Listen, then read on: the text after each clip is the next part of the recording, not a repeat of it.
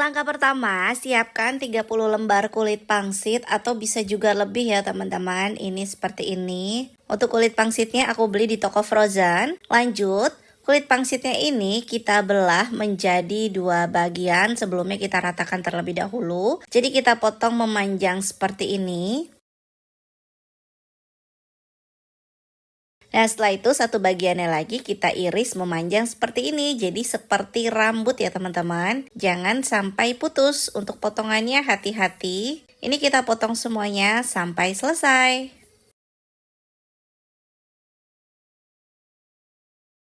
Nah, kalau sudah dipotong, hasilnya seperti ini teman-teman, seperti rambut. Supaya lebih rapi dan juga tidak cepat kering, ini kulit pangsitnya kita pindahkan ke dalam wadah atau mangkok seperti ini. Selanjutnya kita sisihkan.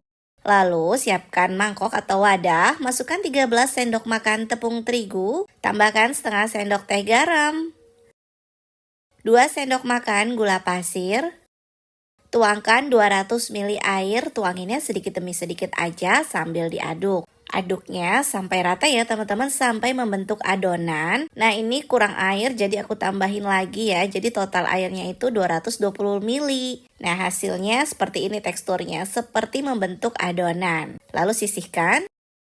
Selanjutnya ini aku ada pisang uli atau kalian juga bisa menggunakan pisang kepok. Untuk kebutuhannya berapa disesuaikan aja ya teman-teman. Luarnya sepertinya jelek tapi dalamnya bagus ini teman-teman. Satu sisir ini aku beli dengan harga Rp10.000 aja. Lalu pisang ulinya ini kita kupas kulitnya.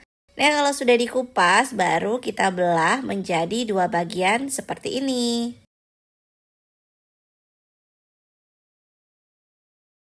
Nah, satu bagiannya lagi, ini kita potong lagi ya, satu pisangnya. Lakukan semuanya sampai selesai. Lanjut kita ambil adonan tepungnya, lalu celupkan pisangnya seperti ini ke dalam lapisan tepung. Lalu saring menggunakan garpu dan kita taruh di potongan kulit pangsit ya teman-teman atau irisan. Ini aku nggak pakai sarung tangan tapi aku udah cuci tangan ya teman-teman. Lalu ini kita rapatkan seperti ini, hasilnya seperti rambut gondrong yang kayak gini teman-teman. Lalu kita pindahkan ke dalam wadah, lakukan semuanya sampai selesai dan hasilnya seperti ini, tinggal kita goreng. Panaskan minyak, gunakan api sedang aja, ini kita panaskan. Kemudian kalau sudah panas, baru kita masukkan pisang gondrongnya atau pisang kribonya seperti ini. Nah, ini kita goreng sampai bagian bawahnya matang. Bagian bawahnya sudah matang, sudah kuning kecoklatan, baru kita balik lagi. Masak hingga semuanya itu berwarna kuning kecoklatan. Sudah matang, kemudian saring dan tiriskan.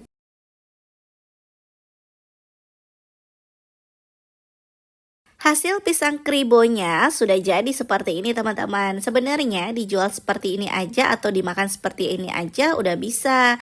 Atau kita juga bisa dikasih topping juga bisa teman-teman. Tinggal kita menggunakan mika aja. Untuk mikanya ini pakai yang biasa dipakai untuk mie goreng ya teman-teman. Ini satu mika aku isi 2, lalu kita kasih topping coklat seperti ini.